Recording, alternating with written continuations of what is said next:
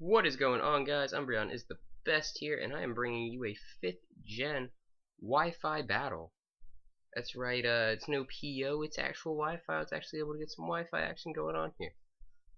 It is OU, so don't expect too much from me. I'm trying to get out of the little shadiness, and OU was the only thing I could find.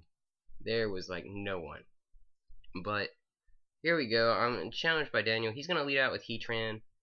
And I'm gonna go into Politoed, and I actually misclick first turn.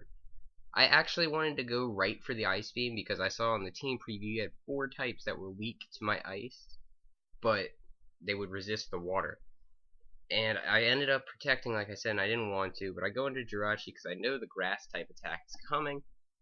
He goes right for the Leaf Storm, so I guess it's probably more of an offensive set. The defensive ones seem to run Giga Drain, and he's going to go into Heatran, and I go for the Body Slam because I know he wants to switch out, and I just want the Paralysis. But, you know, of course, Heatran comes in here, and I don't get the Paralysis. He sets up Stealth Rocks, expecting me to switch right out, but I go ahead and go for the Drain Punch. I want to get some of my health back, and I know I can knock this Heatran down quite a bit. And here, it's not so much a stupid play, it was more me trying to save a Sweeper just in case. And I know he's going to have to Earth Power. That's basically all he can hit me with because the Fire Blast is not going to hit me that hard in the rain. And I wanted to go right into Zapdos, but I didn't want to risk some like shenanigans happening. Him going for the Fire Blast, getting a crit, and killing Zapdos when he came in after the after Rocks damage. So I went for the safest play, and here I decided to just go for the Scald because I didn't know if he was going to over-predict, and I figured Scald anyways, it's going to be safe. Hopefully I get a burn. I do get a burn off on the Selby, and I shoulda protected here, got a little burn damage off, but instead I do go switch right back into Jirachi. I'm feeling Jirachi can still handle it, and you know, he goes right for the Leaf Storm again. And he really can't touch me, you know, with Grass Psychic. He's not going to do too much to my Jirachi. And yet again, I know he has to switch. And I think I just go for the Body Slam again. Yeah, I am really just trying to get something paralyzed, but I don't get it again. Excuse me, guys, I need to get a drink of water.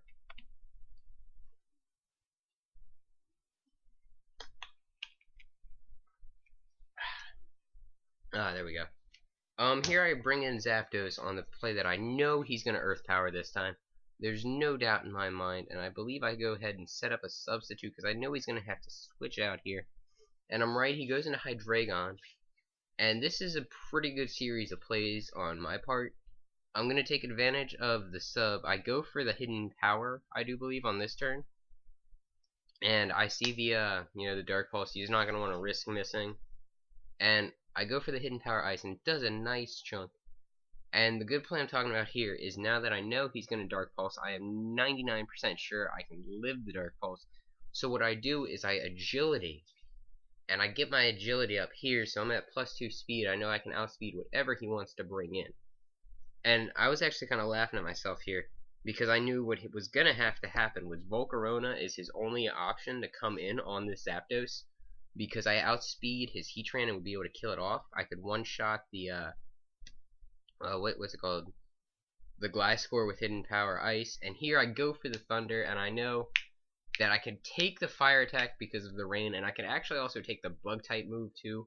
So the crit on Thunder really didn't matter. What it would have done was it brought me down a little bit lower. I would have killed it with the second Thunder. The Latios would have come in and taken a little bit of damage from the Hidden Power Ice, and then die off, and then kill me off. So in the end, Zapdos still ends up dead, and the Latios still ends up with the exact same amount of damage.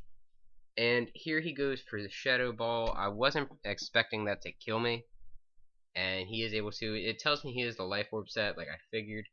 And I go into Squab Frog here. I'm trying to protect to get some lefties back. I really know that Squab Frog can't do too much, so I'm going to have to go for the Ice Beam.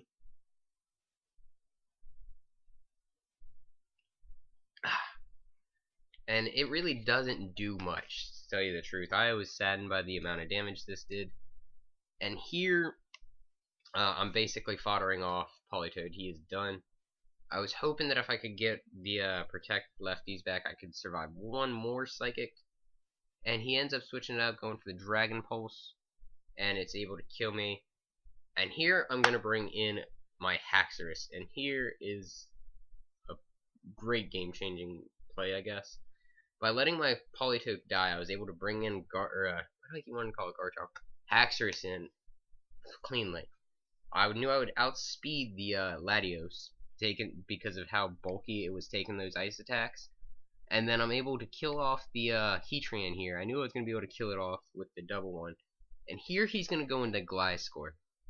Now, I know he has to either Earthquake, or not Earthquake, Ice Fang or Swords Dance, but he's not going to want to risk it. He's going to want to Protect or Substitute. He's going to go for one of those, and I know I'm going to get the clean switch into Gengar, which I do.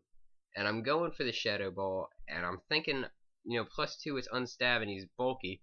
I can live the Ice Fang, and I do live the Ice Fang quite well, actually. And I know he's going to Protect here, but there wasn't too much I could do. I really just needed to I'm trying to bring this Gliscor down as low as possible. That's why I'm going for the Stab Shadow Ball, and I'm bringing him down nice and low. I just don't quite kill him. If I had put rocks up, you know, I could have gotten, but yeah, I don't even think I have anything with rocks here. Now here, I know what he's going to have to do. He's going to have to Protect, and then he's still not going to be able to take my Outrage, and he knows this, so he's either going to have to risk going for the double Protect, or he's going to have to sack Celebi, which is his only other Pokemon, because his Gliscor could probably take out my Tentacruel and my Haxorus. And I know this, so I'm going to go for the Outrage, and I know he's going to go into Celebi. Like, I could tell him that because Gliscor was his last chance to win, and he's going to Protect here, and the great reason here, or the great situation for me, is that his Protect ends my Outrage without putting me into confusion. So I get to clean go at the Outrage here, and I know that's going to be able to one-shot him. And, you know, that is going to be game.